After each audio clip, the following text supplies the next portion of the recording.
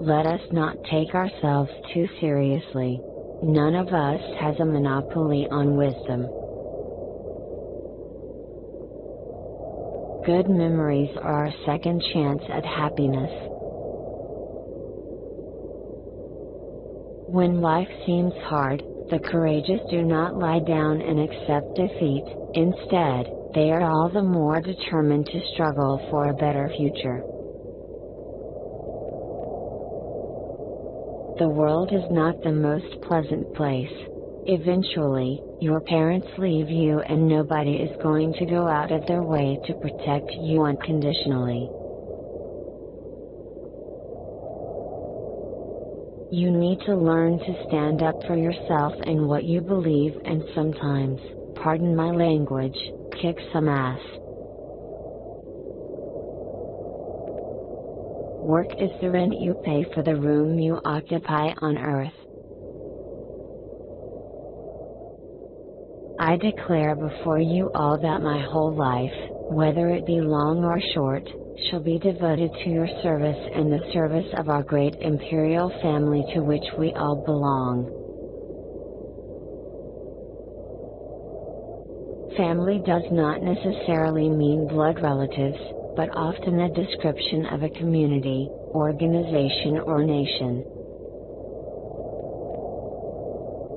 It has been women who have breathed gentleness and care into the hard progress of humankind.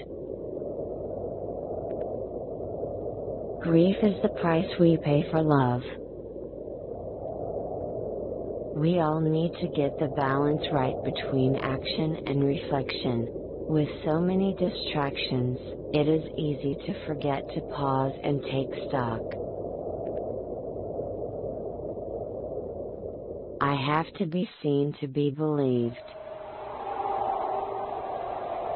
Cowards falter, but danger is often overcome by those who nobly dare.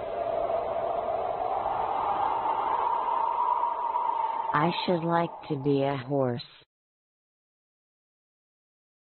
There are long periods when life seems a small, dull round, a petty business with no point, and then suddenly we are caught up in some great event which gives us a glimpse of the solid and durable foundations of our existence.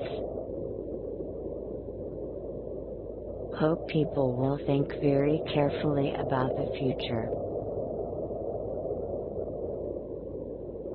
It's all to do with the training. You can do a lot if you're properly trained.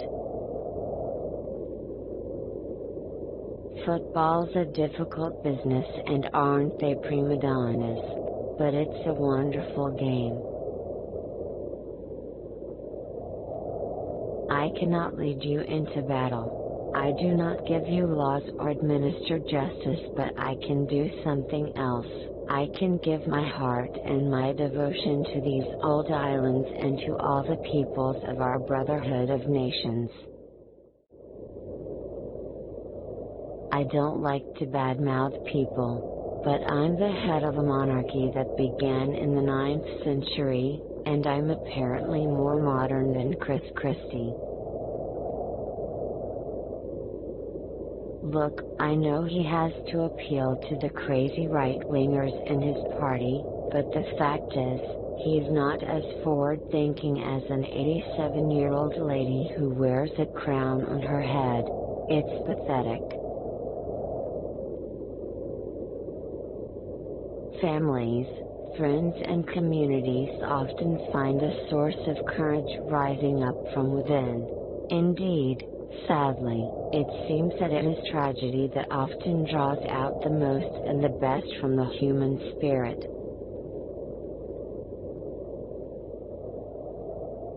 For me, heaven is likely to be a bit of a come down. On being criticized for her serious expression, I simply ache from smiling. Why are women expected to beam all the time? It's unfair. If a man looks solemn, it's automatically assumed he's a serious person, not a miserable one.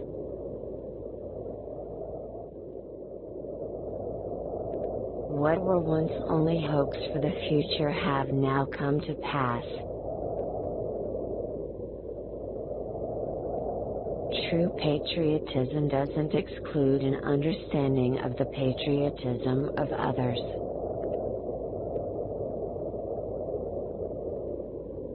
It has perhaps always been the case that the waging of peace is the hardest form of leadership of all.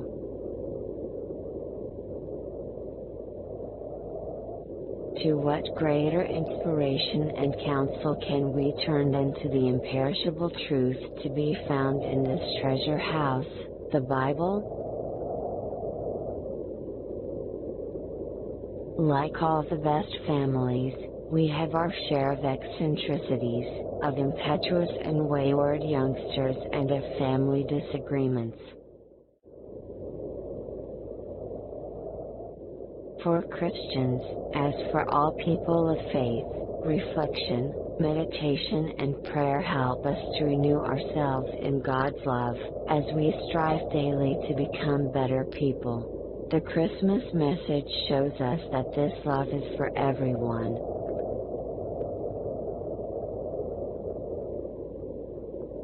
The upward course of a nation's history is due in the long run to the soundness of heart of its average men and women.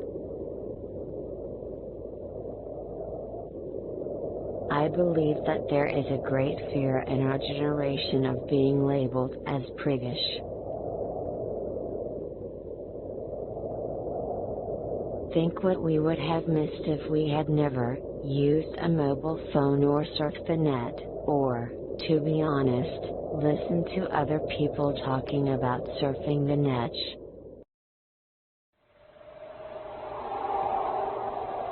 Before each of numerous portrait cities, now then, with teeth or without?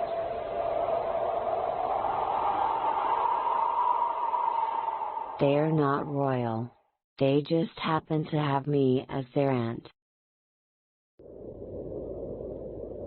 My husband has quite simply been my strength and stay all these years, and I owe him a debt greater than he would ever claim.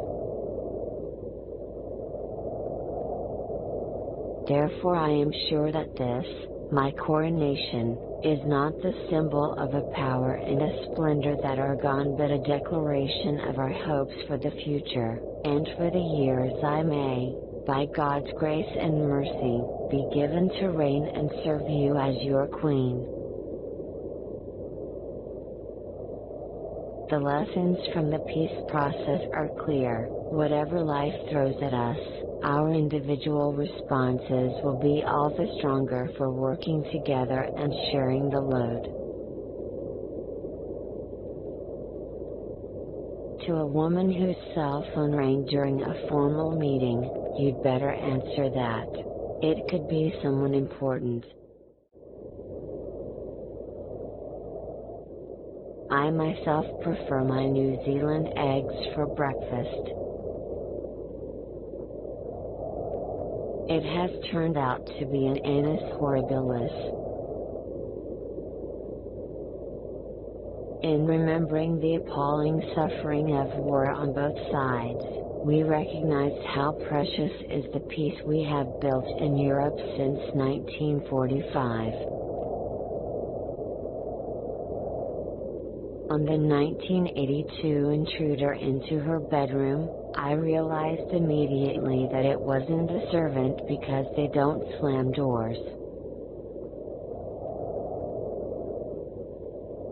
We lost the American colonies because we lacked the statesmanship to know the right time and the manner of yielding what is impossible to keep. To all those who have suffered as a consequence of our troubled past, I extend my sincere thoughts and deep sympathy. With the benefit of historical hindsight, we can all see things which we would wish had been done differently or not at all. The British Constitution has always been puzzling and always will be. 1992 is not a year I shall look back on with undiluted pleasure. In the words of one of my more sympathetic correspondents, it has turned out to be an annus horribilis. These wretched babies don't come until they are ready. To the suggestion that Great Britain might someday want a republic, we'll go quietly. It is easy enough to define what the Commonwealth is not. Indeed, this is quite a popular pastime.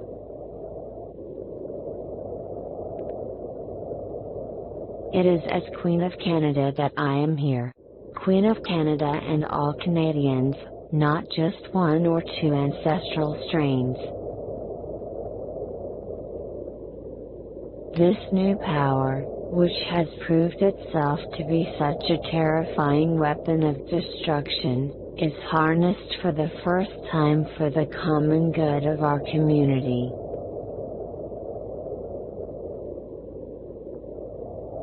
First, I want to pay tribute to Diana myself. She was an exceptional and gifted human being. In good times and bad, she never lost her capacity to smile and laugh, nor to inspire others with her warmth and kindness. I admired and respected her. I have been aware all the time that my peoples, spread far and wide throughout every continent and ocean in the world, were united to support me in the task to which I have now been dedicated with such solemnity.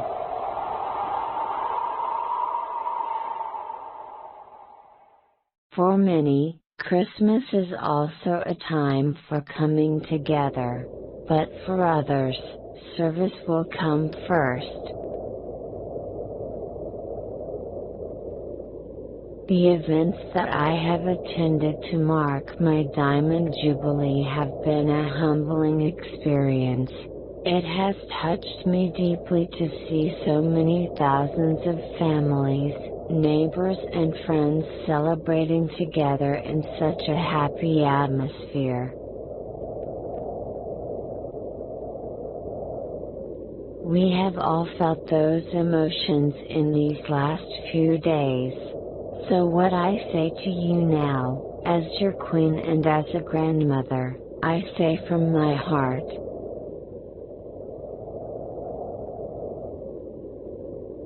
I hope that tomorrow we can all, wherever we are, join in expressing our grief at Diana's loss, and gratitude for her all too short life. It is a chance to show to the whole world the British nation united in grief and respect.